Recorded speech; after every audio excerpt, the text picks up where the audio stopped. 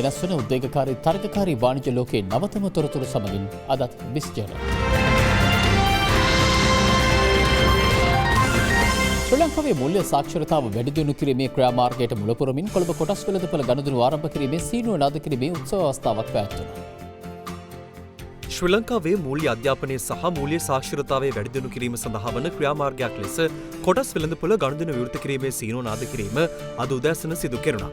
ඒ ශ්‍රී ලංකා සුරකුම්පත් හා විනිමය කොමිෂන් සභාවේ සභාපති රනිල් ටී විජේසිංහ මහතා ඇතුළු සම්භාවනීය අමුත්තන් රැසකගේ ප්‍රධානත්වයෙන් කොළඹ කොටස් හුවමාරුව සහ ශ්‍රී ලංකාවේ සුරකුම්පත් හා විනිමය කොමිෂන් සභාවෙක්ව මෙම වැඩසටහන දියත් කළා.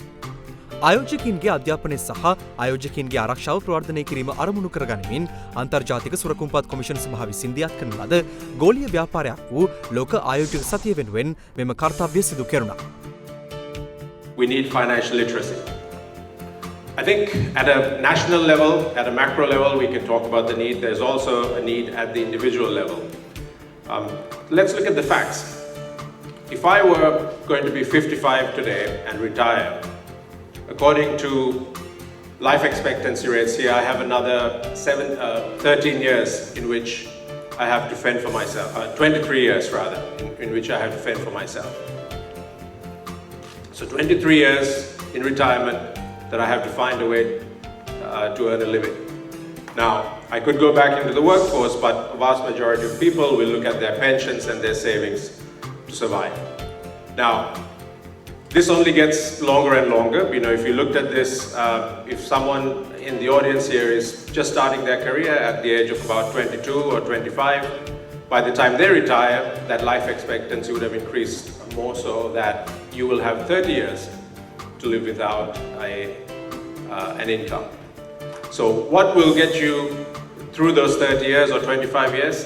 It is a strong savings plan, a wealth, a nest egg that you can generate enough income for you through the rest of your life. And that is why financial literacy is important. This is not about just education. This is about making our communities, our population more financially literate and financially savvy, so that they are able to build a nest egg and save for their future and create a more prosperous society. And we at the Stock Exchange have been committed to financial literacy from obviously day one, given that it is critical to what we do and what our members and the greater financial community does. Last year, for example, we've conducted almost 500 investor awareness and education programs through the CSC. A lot of them in collaboration with the SEC, which has been a great partnership in terms of promoting financial literacy. But we recognize we must do more. It is easy to wait for governments and policymakers to drive an agenda around financial literacy. But the responsibility here, I believe, is not just with policymakers, but it is also with every one of us. We as an exchange, which is a collective of financial sector participants regulated by the SEC, we firmly believe that it is our responsibility to play an important role there.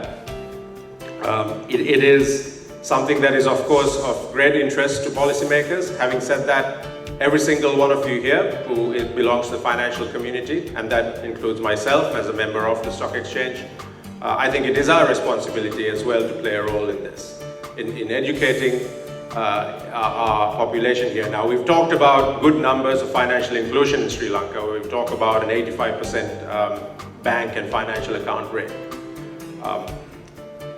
But only about 12% of households have a CDS account. And that's individual CDS accounts. That tells you what kind of upside we have in the capital markets if we want to actually drive a vibrant economy led by strong capital allocation and capital markets. So with all of those factors pointing very much towards the importance of what we need to do and what is left to be done, I will end by thanking the IOSCO obviously for promoting this program globally, the World Federation of Exchanges for creating the imperative around the bell ringing ceremonies, and most importantly the SEC, starting with the chairman, the DG and the rest of the management team for driving and promoting this program locally in Sri Lanka, and we hope that each and every one of you will be able to walk away with a stronger sense of commitment to promoting financial literacy in Sri Lanka. I mention these because one of the initiatives we are undertaking is to do what has not been done for 2 decades, and that is to demutualize the stock exchange. We will be seeking suitors from all parts of the world, and these may be some of them. We will take only the best because we think already the CSE is one among the best. So you will have a strategic investor shortly, and it could be any one of these exchanges. Now what we do here will also spread the message worldwide that we are not just an exchange living in Sri Lanka in South Asia. The other point I want to make is that Duvit spoke about individual financial literacy. And I think while that is important, I think we also have to enhance the awareness of the institutions who are the custodians, who are the repository in a sense of the money of the savers, whether they are pensioners or others. That is not happening anymore.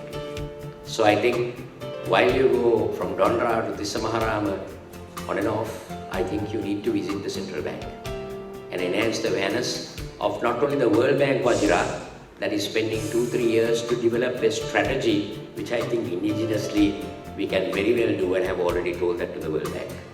So there are things that are delayed. I think we need to go beyond what we are doing. We need to have the courage and the nerve to engage the central bank, and next week we'll visit them once again. Tushar, you have a to-do item. So it is individual and institutional. Then there are the private sector institutions who keep talking about political instability. Whether it's Hyde Park in London, in New York, or in Colombo, I would like to debate with anyone who says that our market is not attractive enough to invest in. In the year 2001, 2 weeks before 9/11, not knowing that 9/11 was going to happen, no less than Ashley Wells, and I mentioned that to Jenna Elderman, who is the country director of the Millennium Challenge Corporation, with whom I had a 2-hour discussion yesterday. And I reminded her that Ashley Wells said that Sri Lanka is fighting below its weight class. So in the coffee table book that is out now, I have taken the liberty to refer to him and say the capital market in Sri Lanka is fighting below its weight class. The International Organization of Securities Commission (ISCO) is a global standard setter for developing, implementing and promoting adherence to internationally recognized standards for securities regulation globally, which is a fact that's known by everyone. However, the ISCO board conducts the policy work through 8 committees. And one of such committees is dedicated to ISCO's policy work on retail investor education and financial literacy, signifying the importance placed on creating a knowledgeable investor community globally to enable investors to make informed decisions and to make the right choices to fulfill their financial needs. In 2016, the SEC Sri Lanka was admitted to this ISCO committee, taking into consideration the extensive investor education programs undertaken by us on an ongoing basis. This year, ISCO have teamed up with the World Federation of Exchanges to embark on a new initiative of improving financial literacy and investor education called Ring the Bell for Financial Literacy. To coincide with this World Investor Week, this event coincides with this initiative. The SEC has taken many steps to create a strong and sustainable capital market and have embarked on various initiatives to enable a well-informed and financially literate investor base. As a regulator, the SEC has played an active role in the education of investors and other market participants. Over the years, in this regard, we have focused on creating awareness targeting diverse investor communities, utilizing multiple channels. For those investors who wish to acquire and enhance knowledge, the SEC offers qualification programs where they can follow either the program in investing or advanced program in investing, which are offered in 3 languages. The initiatives undertaken to promote and create investor awareness include publishing educational materials such as trilingual brochures, organizing programs on electronic media through television and radio shows covering various aspects of investing. During our efforts to improve the knowledge and understanding of the investors, the SEC identified the vacuum that was present in the school curriculum with respect to capital markets and the need to engage the society from an early age.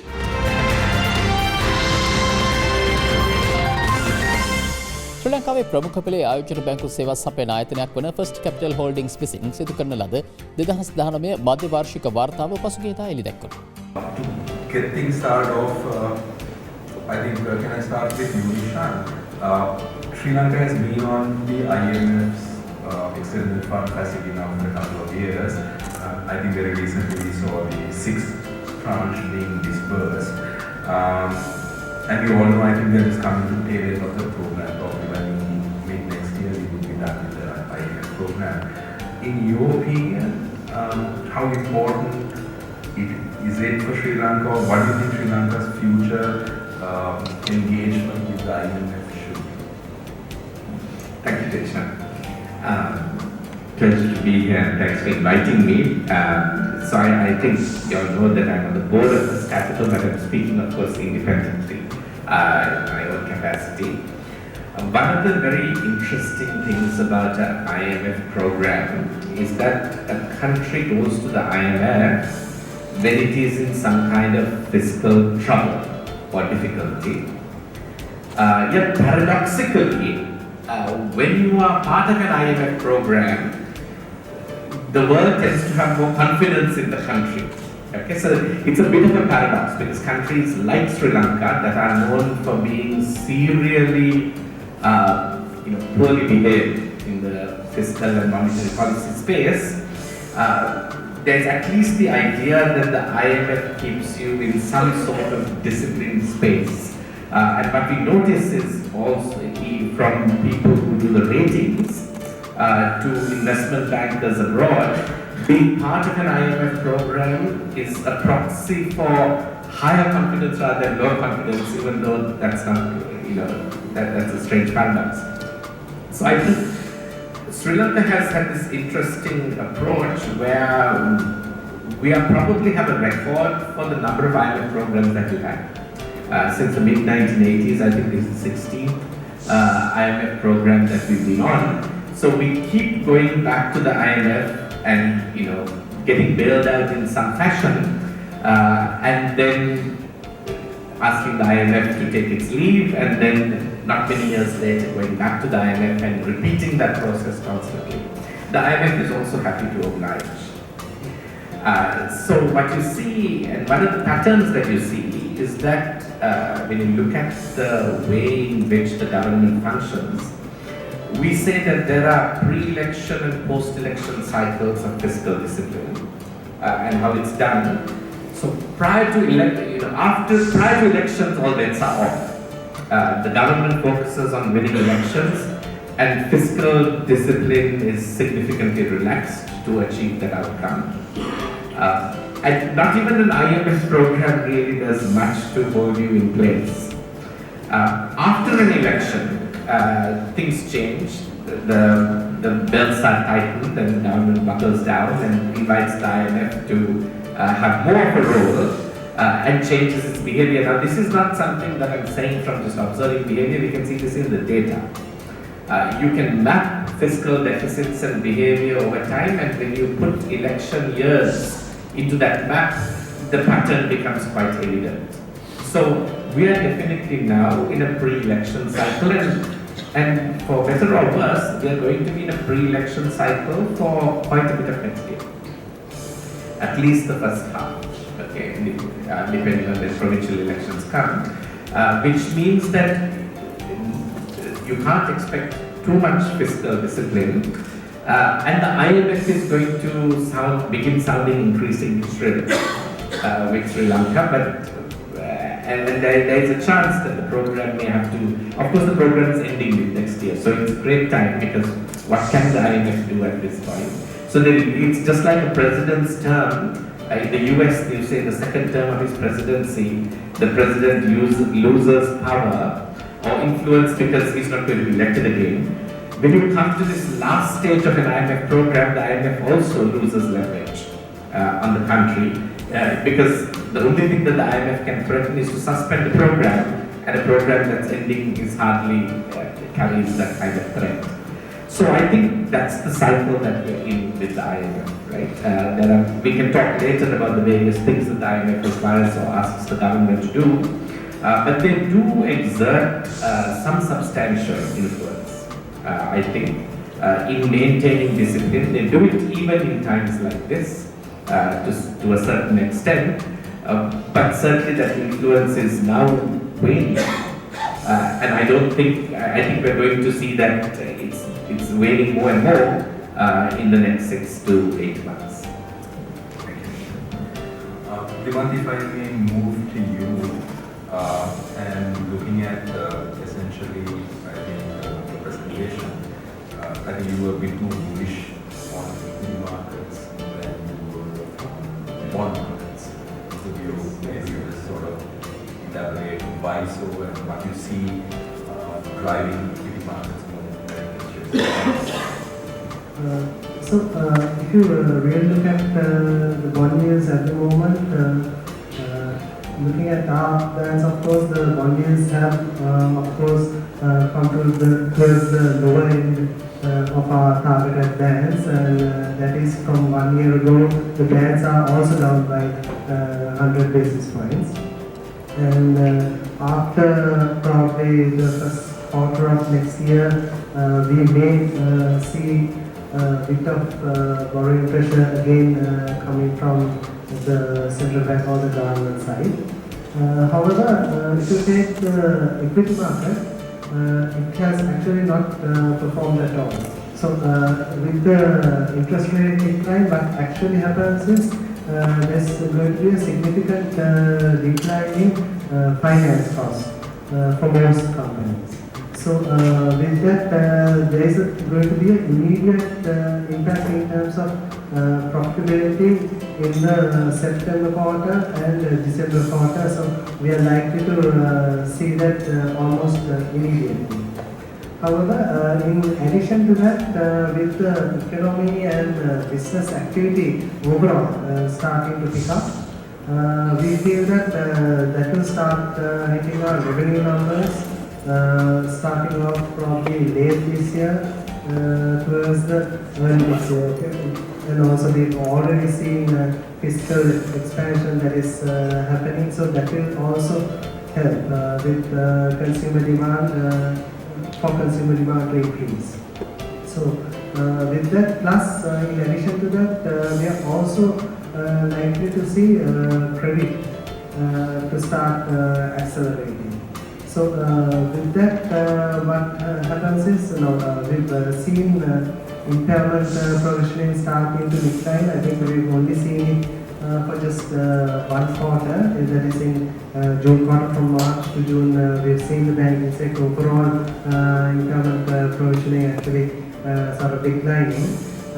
We of course expect that declining trend to continue in the September quarter and December quarter, where by the December quarter we will actually start to see year-on-year growth in profitability coming in with credit growth and also impairment provisioning coming down. So with that, what we are, I have to consider that the finance sector is actually 40% of the stock market as well.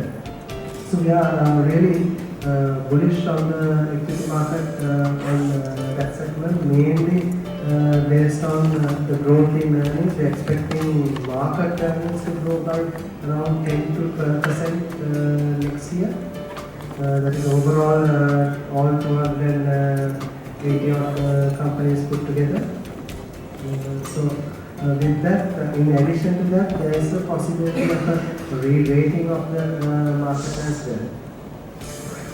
Just to maybe expand a little further, do you see any impact of the current lending caps introduced by central bank have any impact on those earnings, or has that already been factored into the numbers that you projected? Actually, if you look at the lending caps that have been recently introduced, I think it takes place partly 150 basis points coming this month and 200 basis points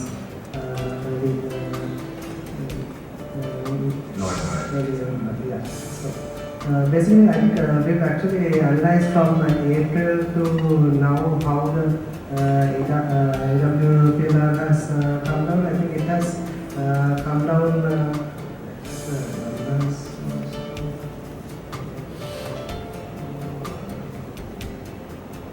It has come down by over 100 basis points on most of the banks.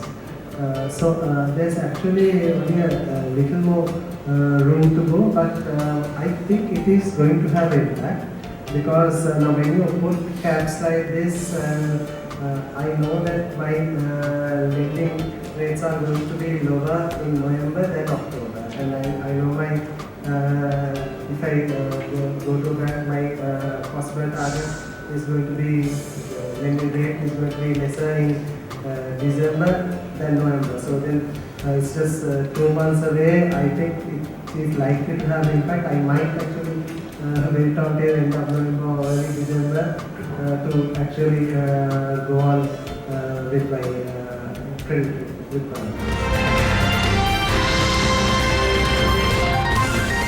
Biz Journal නිමයි. ඔබට සුවදායි සතියක්.